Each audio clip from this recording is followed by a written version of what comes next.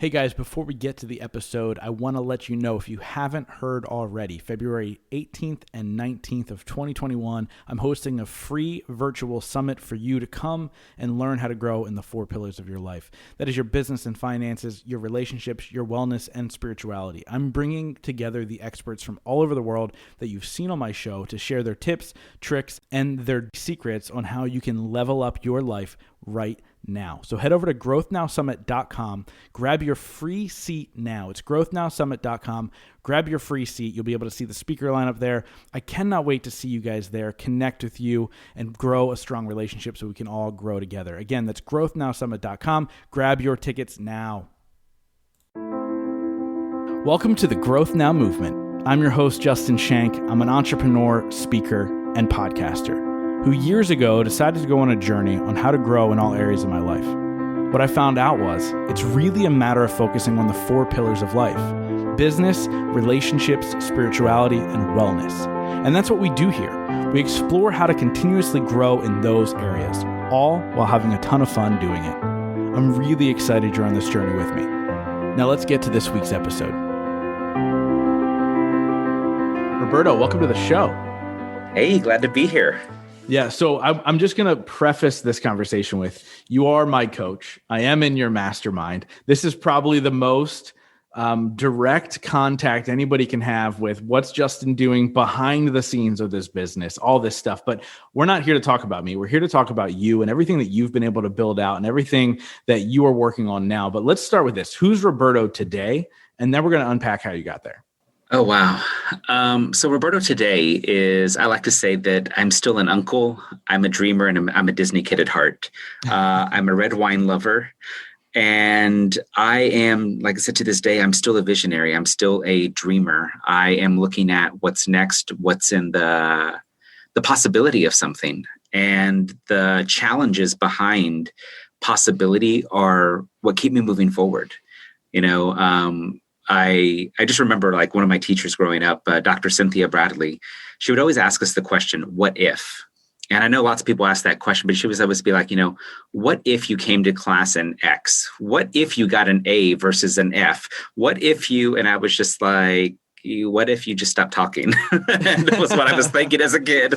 But that challenge behind that. And I think a lot of who I am today was actually driven by her. She was my English teacher from 6th grade to my senior year of high school. I swear she had it out for me. Every year, it's like she went to go teach the next grade.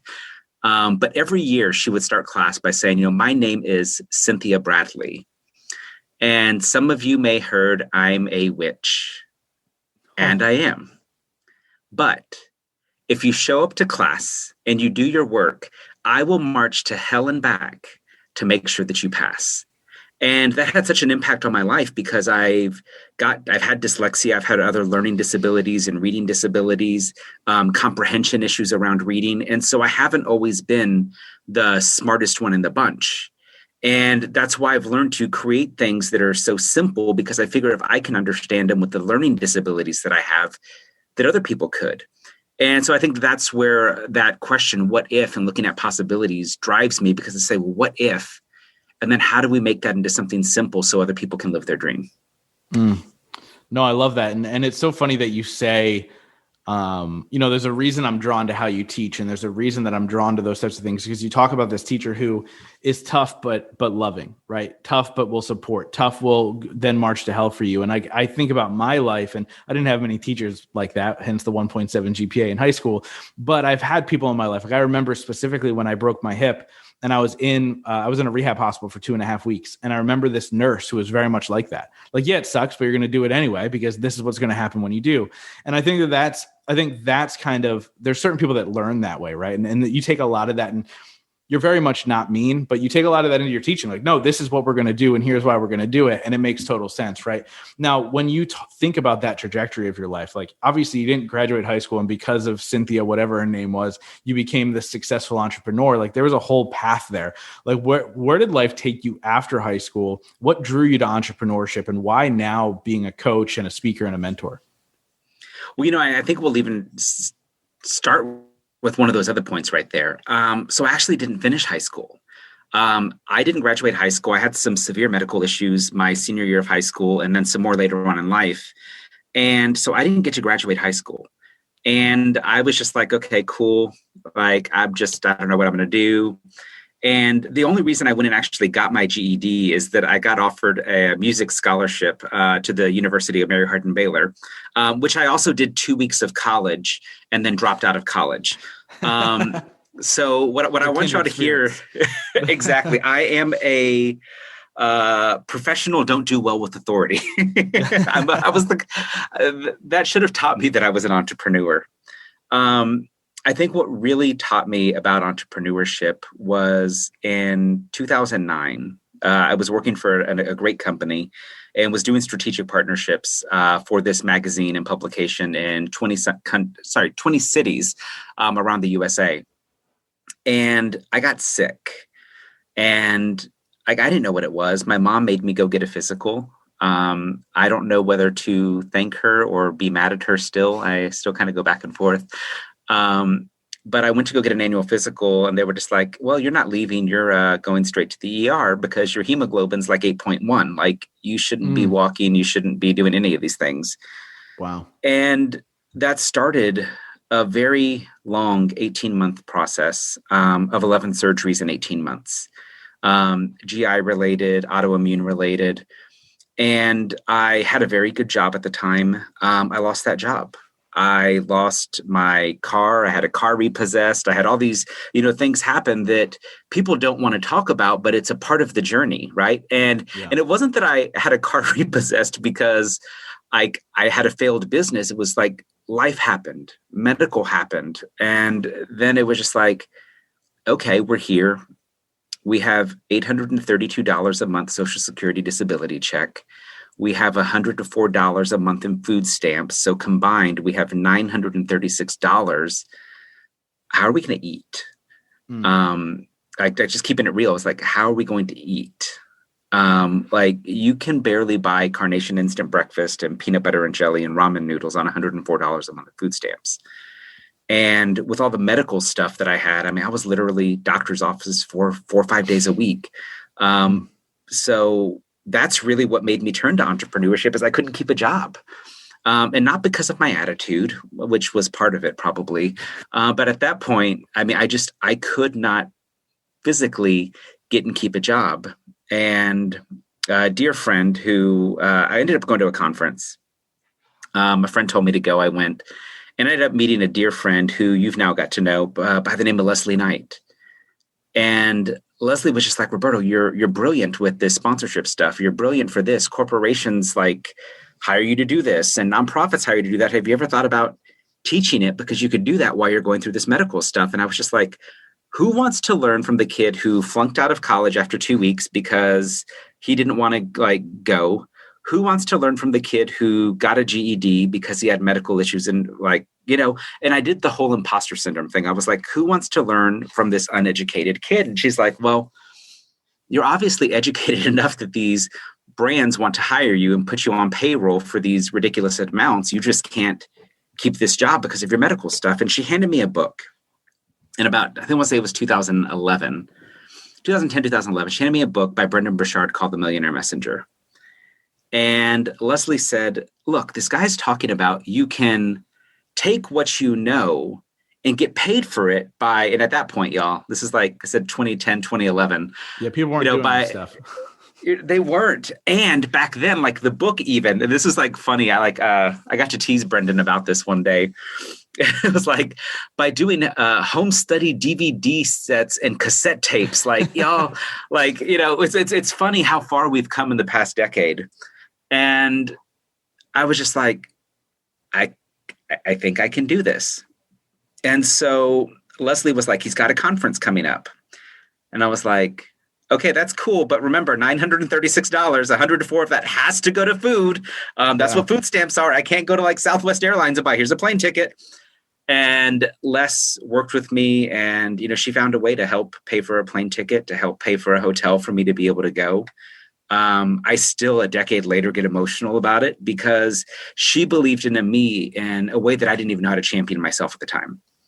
And I went to his conference, sat in the conference, and I was just watching him. And I was just like, man, if this guy can do this, I can do this too. And I was hooked. And that's when that's when I wrote my first book, Relationships Raise Money, in 2011. 2012, we did our first 3-day seminar sponsorship boot camp. And then since then, 2017 was my last crazy year on the road, but we did over 130 stages in 27 states and 4 countries in 1 year. And Jeez. I've just been so blessed the past decade to teach, train, work with, inspire literally hundreds of thousands of people around the world to live their dream, whether that be through entrepreneurship or having a nonprofit or even in their job, because there are some people that are truly called to be intrapreneurs. Like I do not believe that you have to quit your job to win. What I believe is you find what's right for you and go on that journey. And so it's been a crazy journey of people that have believed in me, being in the right place at the right time. I like to say, at that conference with Brendon, I met a gentleman by the name of Rick Frischman, who most people now may not know, but he was the very first person that encouraged Brendon Burchard to even write Life's Golden Ticket, and then introduced him to his literary agent, Scott Hoffman, who now owns Folio Literary Management, bought Harold Ober and Associates. So when you look at the timing at which I came into this industry, it wasn't what it is now. It wasn't saturated. It was all of us trying to figure out, man, like I said, DVDs and like we were making cassette tapes. Like it wasn't even downloadable MP3s. It's like, how are we going to make like flash drives for people to be able to put this in their computer? Like it was so crazy. There was no Kajabi or Teachable.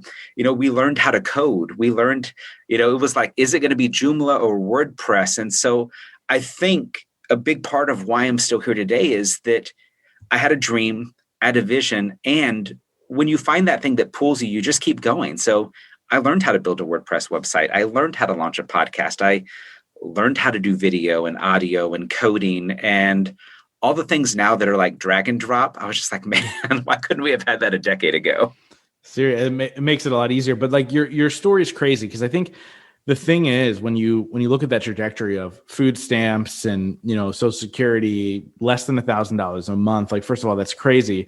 Second of all, you said yes when life was telling you to say no. And this is something that I talk about a lot. Like I talk about when I said yes to speaking at the first thing that I spoke at, and I met Mike Kim, who had that conversation with me that changed my mindset. Then I made $22,000 in 3 weeks because of that conversation, but I wasn't in a financial spot where I should have been flying to Florida to speak at an event. Right. But it's saying yes. And I'm sure it seemed like it was a one yes after another to put yourself in that position. So one thing I want to kind of pull from you is like, you're saying all these names of these powerful people. And I think something that people listening might hear is like, how do you get in the rooms with the right people? But yes, I understand Brendon Burchard wasn't the Brendon Burchard he is now back then, but he was still somebody making an impact. Like what is it about you that got in those rooms? I keep it very simple, is show up to serve. I showed up to that event literally to learn and met someone from his team by the name of Jenny Robbins.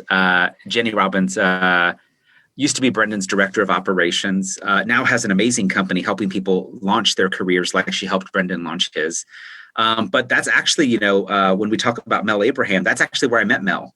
Mel and I were volunteering for Brendon at the same time. Wow. All those years ago. And so after I went to his first event, I was hooked. And I was just like, man, I love this dude. How can is there a way I can volunteer at y'all events? Like, I'll figure out how to get here, like all that type of stuff. I'll pay, but I want to learn some of this as well. And so I literally asked, like, how can I serve y'all?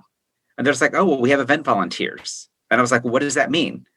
And they're just like, well, you show up the day before, you leave the day after, you help with registration, you pass out handouts. And so I literally showed up to serve. And the more that I served, I just remember one event at this point, Experts Academy that Brendon was having had like 600 people. Like it's so crazy to look at the numbers now.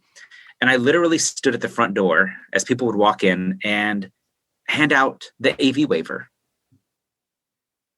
That's all I literally did, is hand out the AV waiver and say like, hey, there's a pen over there. Be sure to sign it before you get to the registration desk. And, you can learn so much for that. But I think so many people want the spotlight right away. Yeah. And there's things that we can learn from people if we're open to serve. And sometimes you're going to learn the things that you never even thought possible. And what that led to, I volunteered and worked with Brendon's sales teams and his events for 18 months, just over 18 months. And when I was looking at doing my own event, I went to Jenny Robbins and I said, hey, I think I'm going to do my own event, but I'm stuck on the launch side. And she's like, okay, what questions do you have? And I was like, oh, you're going to help me? She's like, oh, no, Brendon is. And wow. We were at one of his events, and, just like I'm sitting here in this chair right now, like next to me, she's like, okay, be back over there. And you and Brendon's going to give you 30 minutes. And we sat down and he mapped out the launch for my first live event, had a little over 140 people there. And, that was something that I could have at that point never even paid for. And I got that access because he was just like, you served me, now let me serve you. Right. And so it's about serving with the intent to serve, not serving with the intent to receive. When I did that first event, Mel, by the way, y'all, to put this in perspective, like all this was happening like simultaneously. One of my last surgeries was actually the week after this event that I'm telling you I had 140 people in. I was at the hospital telling me I'm going to have surgery. And I'm like, no, I have an event in another city. So we left the hospital against doctor's orders. By the way, don't do what I did. Like listen to your Disclaimer. Doctors. And I left, and Mel was there. Mel came to my first event. He's like, let me support you. Like you've supported me at my events. You supported Brendon at his events. Let me support you. And he showed up, and I got there, and Mel's like, what's wrong? And I was like, I don't know that I'm going to be able to do this event. And I taught for about an hour, and then I called a break, and Mel's looking at me like, why are we calling a break? Like there's not a break built in for another whatever. And I was just like, I'm in so much pain. I don't know how we're going to make this through this. So Mel went backstage with me. I took the meds that the doctor had prescribed. And we sat there, we reworked the entire schedule, and Mel sat with me that entire weekend to make sure that we delivered to those attendees. And so it's about, showing up just to serve. When Mel did his first event, he was like, hey, I'm doing my first 3-day event. I was like, cool. What do you need? And he's like, I don't know. And I was just like, great, I'll be there. So I showed up, Jenny showed up, Brendon Burchard showed up, and literally it was so hilarious. You have Brendon introducing Mel and Brendon opening and shutting the doors, all of us passing out the handouts. But you build relationships to build relationships, not because of what you can get from it, but because you actually care about the people. And, I think that's how you get into these. I know that's how you get into the rooms, is you actually genuinely care about people and not think about like, ooh, what can I get from this today? How am I going to make $5 or $50,000 today? But what can I do to help this person in their journey? Because we're all in this journey together. Yeah. Let's talk about building community really quick, because obviously that's one level of community. The people you surround yourself with, your partners, potentially people you hire as a coach, like whatever, that's one community. But there's another community of people who come along with you. Now, Warren was just on the show. We talked about community a little bit, but we didn't talk about this piece, because you were talking about, I went from volunteering at Brendon's events to help out to 140 people at my event. Well, that's building community in that process, right? Like people ask me all the time, how'd you build community? Well, I've been podcasting every single week for 5 years. It's not that quick start thing, right? Like, how did you go about building that community that was right in alley with the things that you were selling? So, I don't know that I knew that I was building community. And I think that that's something very important, because a decade ago, we weren't using phrases like community building and community growth. We were talking about, hey, how do we network with each other? How do we support one another? How do we serve one another? Hey, you're doing that weekend. I'm doing this weekend. How do we show up and be there for one another? And so I don't know that there was the intentional, we're building this other community. Mm-hmm. Looking back now, though, what I would say is that, there are really a few different layers to community. And we'll talk about what you talked about. So Warren, as you said, talked about that part of community. When I look at community in terms of peers or people that I want to be able to work with and collaborate with, it's almost like you can put it in 3 buckets. So whether you want to call that 1, 2, 3 or ABC, or for those of y'all crazy people, LMN, whatever floats your boat, and the very first bucket is like, okay, these are the people that I aspire to work with, or I aspire to have my brand aligned with, but I don't know them yet. Right. And so that's kind of one category. My second category is these are the people that are just like, oh my gosh, I love them. They're in alignment. I would consider them a peer, whether they know that or not, but I would consider them as the level of a peer. Right. And the third level is these are the people that, and this is where I love to focus my time right now. And y'all, I already know someone's going to take that out of the context. And y'all, I've been in this industry a long time. I got thick skin, so I'm ready for it.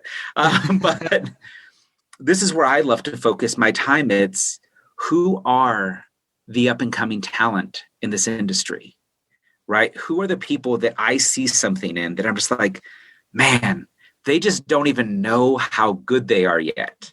And can we help them realize how good they are? Because the sooner that they really realize how good and awesome they are, the sooner they can make their impact in the world. And by working there, and this is going to sound, I don't know what this is going to come out like, y'all, because I've never really talked about this way. By developing that talent, by working with the up-and-comers in the industry, although many people don't know my name because I've been a ghost in the background, per se, building these brands, what I get to see and what I get the privilege to be able to do is work with people and be like, and bring them to be so that they are my peers, right? I'm not looking to be like, hey, I'm somebody's mentor for 72 years. Nah, I want them to be my peers. I want to grow them into peers in the industry where we refer each other and serve each other and say, hey, can we do business together? Should we do an event together? Should we do a course together? Because I truly believe that how you grow is through collaboration. But if you're only always out for yourself and never saying, how can we help somebody get to their goal? Then it's going to be a very lonely journey. And so this past year for me, and this next year has really been about refocusing with some stuff that we're launching. We're about to launch an association and a couple of things to really say, okay, hey, it's okay now for Roberto to be the face of a brand instead of just building the brands that everybody knows. And it's scary and exciting. And what I'm super excited about it, though, is that we've spent so much time in this industry helping people become peers, helping them make their impact, that now we get to work with them as peers to launch something to make an even bigger impact. Yeah. So let's talk about that. Like, what is it for you personally? Like, I love your take on the approach to business and how you formulate everything that you're doing. And like, you talk about how much you travel, like 100 and whatever stages in a year, which is insane, by the way. I was tired just by hearing you say that out loud. Well, that was to make a point. And actually, so and I'll say this, and I don't know what's good. Lord knows what you're going to ask after this. So if you'll notice, if you go back to the beginning of this episode, Roberto loves to challenge the status quo. And one of the things that people truly believe in this industry is that you cannot be on the big stages or the good stages or the right stages unless you invest a lot of money to sponsor to be on stages. And because the world knew me only for teaching sponsorship, I said, you know what? I bet I could do 100 stages in 1 year and never pay to be on one stage because of the relationships I have in this industry. And so I kind of did it as the proverbial throw the middle finger in the air at the industry to be like, you can do this without writing a $5,000 check to speak on someone's stage if you have the right relationships. Yeah. And so it was more of a point. I don't know that I would ever do it again. Dear God, it was, man, listen, it was like every other night it was in a different city, and I don't know that I would do it again.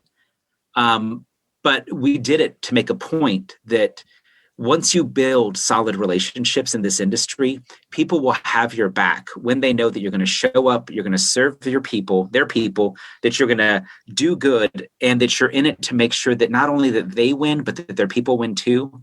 That's how you get these open doors to keep opening for you.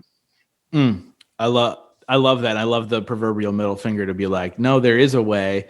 Whether I'm the face of a brand or not, I can show up and be on stage. And a lot of times I'll say this. I mean, I've been to events with big names and little names and no names and everything in between. It's the people I've never heard of that impact me the most, because those are the ones doing the work on the back end, right? Like there's a lot of people coming up now, which I love. And for some odd reason, in a lot of my episodes, we talk about these quote unquote influencers. I'm throwing up quote fingers because I hate that term. We talk about these influencers that have been at the forefront for so long, but really somebody else built the brand. They don't really know what they're talking about.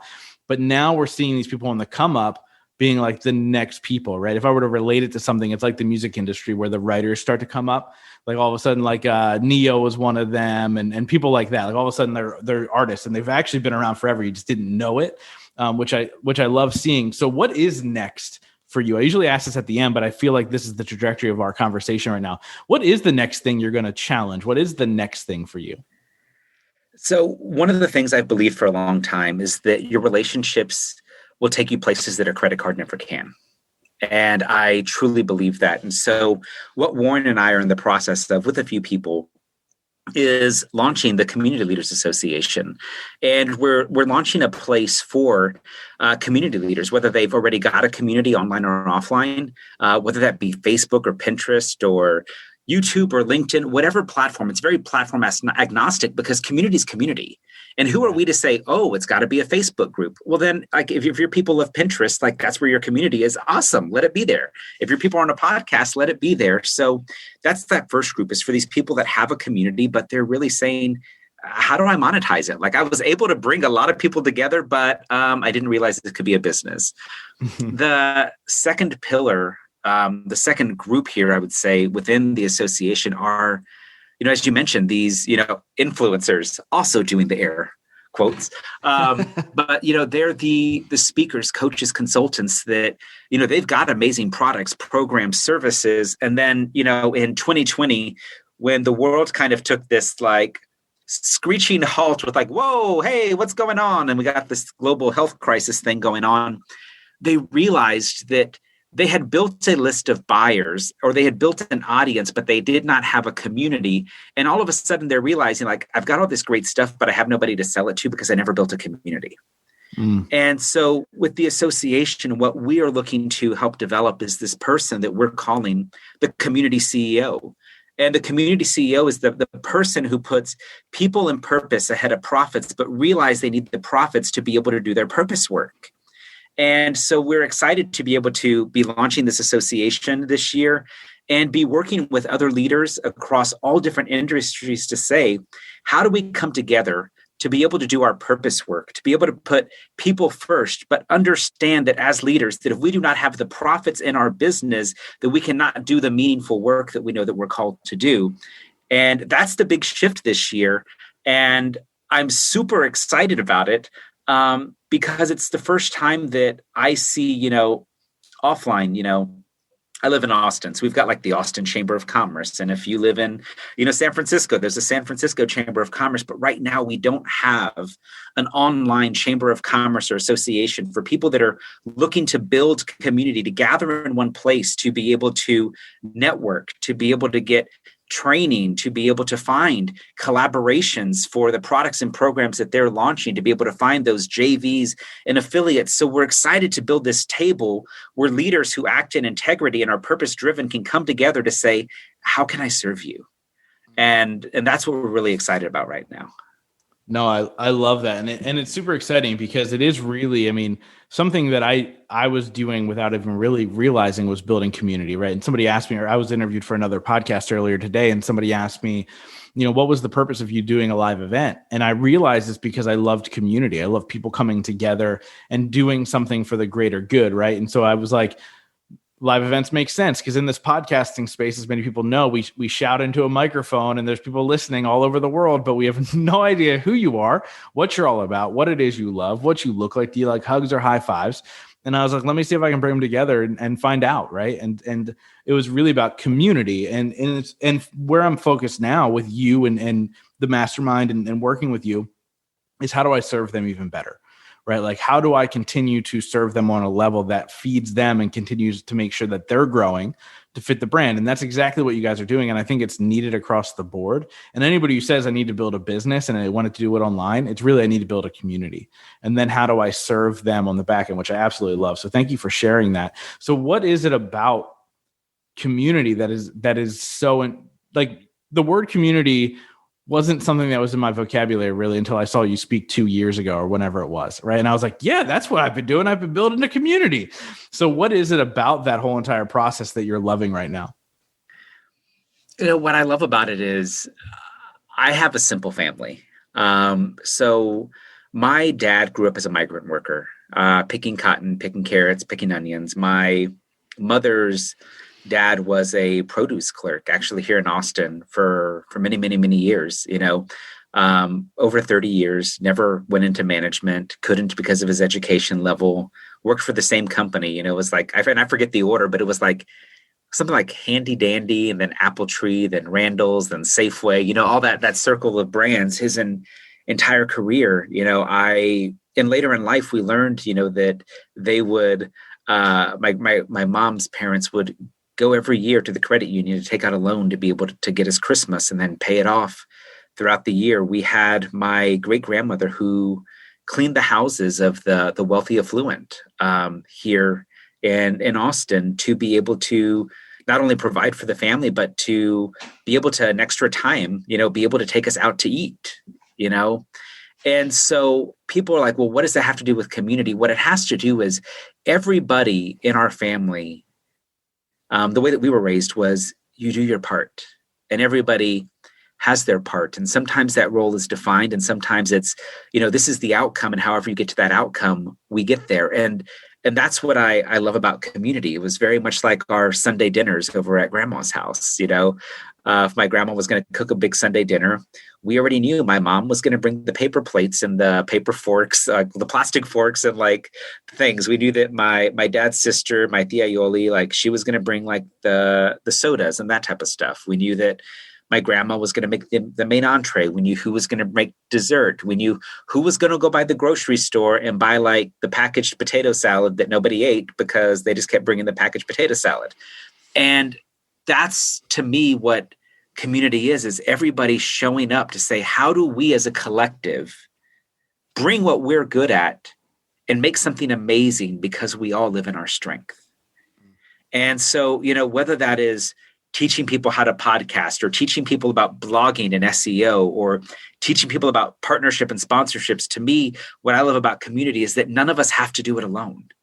And I think that that's something that entrepreneurs struggle with, feeling that they have to be all things to all people, where, even in our own mastermind, I'm just like, hey, y'all, what's something that y'all want to learn? Because if I don't know it, I'm going to go find the best person possible, because I know that as a leader, I don't have to be responsible for the transformation of every single person in our group.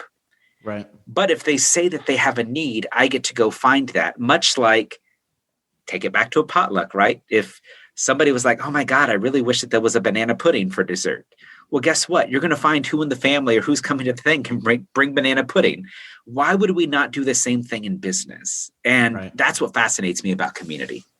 Yeah, no, I love that. So one thing I love is really when people hear your story, they have to understand that you've gone from food stamps to millions, right? But you've done it in a way that serves you, right? There's a lot of people out there that build these businesses and they're miserable. They're tied to their work, they're tied to their desk, they're doing these things that don't fulfill them, they're doing all this stuff. What is your approach as you build out that next thing to make sure that you're still living in alignment with your own personal life versus just working 24/7? So I think that alignment comes from, first of all, making the mistake. I made the mistake and I built something that I absolutely hated. I was working 16, 18, 20 hours a day. I would joke that I was working 100 hours a week to make what I would have been making 30 hours a week if I had just gotten a job. And so I made the mistake. But what was cool about that is that helped me realize what I didn't want. And I think sometimes entrepreneurs are like, I don't know what I want. I don't know what I want. I don't know what I want. And I think sometimes knowing what we don't want is more important than what we do want, because it gives us a starting point to be like, okay, if I don't want that, then what are the other alternatives? So that's one thing. Another thing is, in fact, we just got back from one. And this is something that I learned from Brendon years ago, was the importance of 90-day vacations. And y'all, I wish that meant 90 days at once. What that really means is like, once a quarter, how do you take a vacation? And so like for us, we just got back from one. We literally on a Friday morning left, got on a plane, went to Disney, spent Saturday, Sunday, Monday at Disney, and then flew right back. And y'all, here's the thing. It wasn't like we were even at the park all day. We went to the park like 3 hours a day. And there's times where when we do that, we literally find like a hotel here in Austin. We're just like, okay, we're gonna get a hotel or an Airbnb for 2 days, but we intentionally build in the time to A, disconnect from the work, and B, reconnect in our relationship. And I think that that's a huge thing for entrepreneurs. Even if you're single, y'all, when I say reconnect in relationship, that could be with your friends, that could be with a spouse, with somebody you're dating, that's your parents, your siblings, whatever reconnection looks like to you is taking that time to disconnect.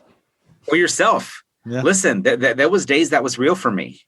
There was days that was really real for me. And taking that time to disconnect. What's also drives what's next and making sure that we stay in alignment is building out what my strengths are and building out the things that I'm good at, but aren't my strengths, and delegating and finding the right people who share our core values to be able to go into those positions. And that said, unfortunately, it doesn't always work out the first hire. And what I want to invite people that say like, oh my God, I tried to outsource, I tried to hire this person, it didn't work, is to say, was it because they were not the right person, which is sometimes it.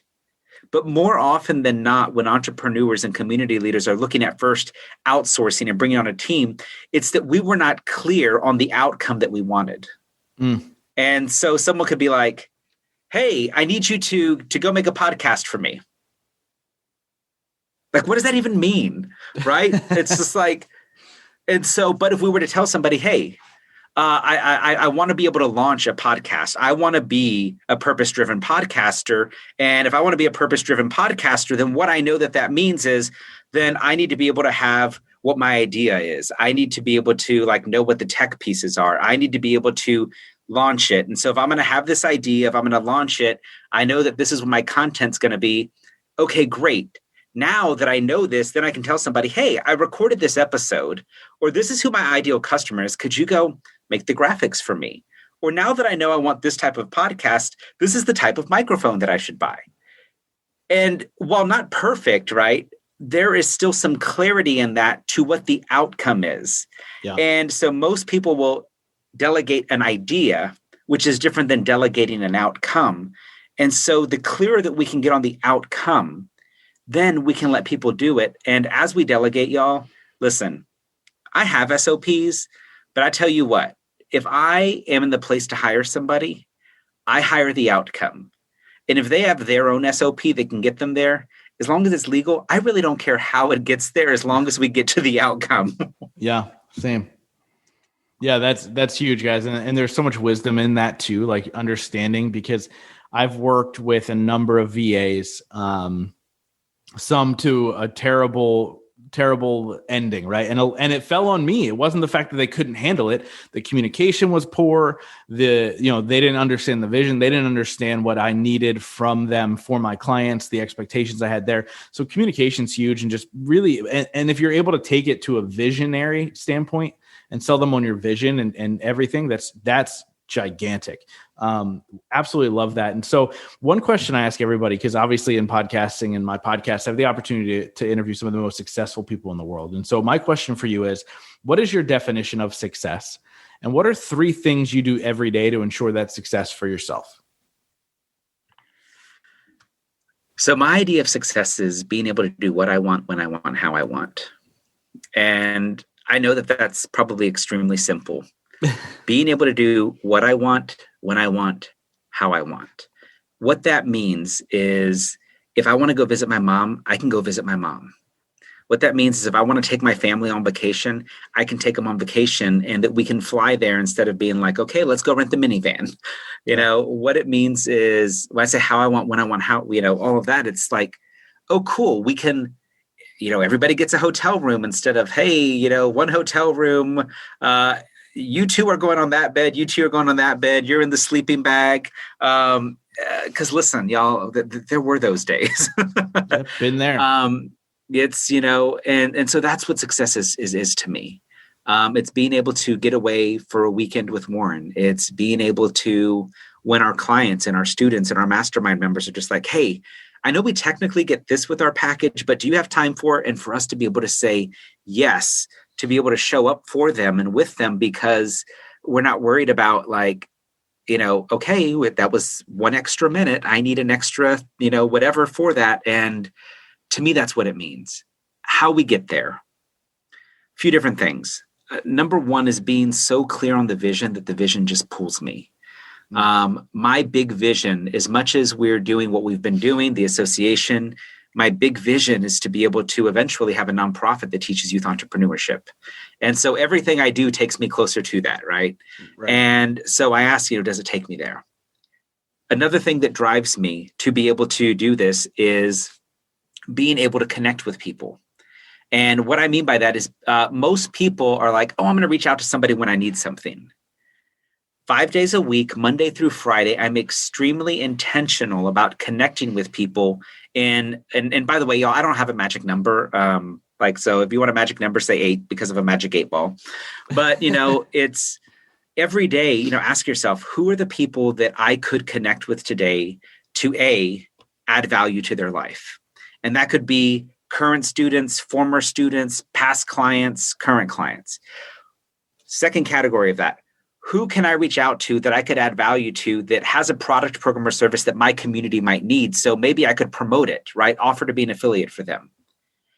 Third one is reach out to people. Hey, who's promoted me in the past that we haven't done something in a while that I can reach out to? And maybe we can get another promotion on the books. And that's how I really do it, because then, one of the problems businesses have is they don't have a lot of leads or they don't have enough leads. And y'all, my entire career, my entire time I've had my business, we've spent less than $2,000 on Facebook ads. So I'm not saying to not spend money on Facebook ads, right? It works. Facebook ads work if done correctly. What I'm saying is the way that I've chosen to build is through relationships and being intentional about reaching out to those people every single day, Monday through Friday, current clients, past clients, future potential JV partners or affiliate partners, and past people that we've worked with, Monday through Friday, connecting every single day. And the third one that I would add here is giving myself the same grace that I extend to everybody else. And that has been the hardest one to learn. I've not mastered it, y'all. Believe me, I'm working on it. But I think that another thing that entrepreneurs do is that we extend so much grace to other people, but we don't extend it to ourselves as leaders. And I've found that the more graceful that I am with myself, allowing myself permission to make mistakes or to, try something scary or to, man, that sucked, but that doesn't mean we quit the project.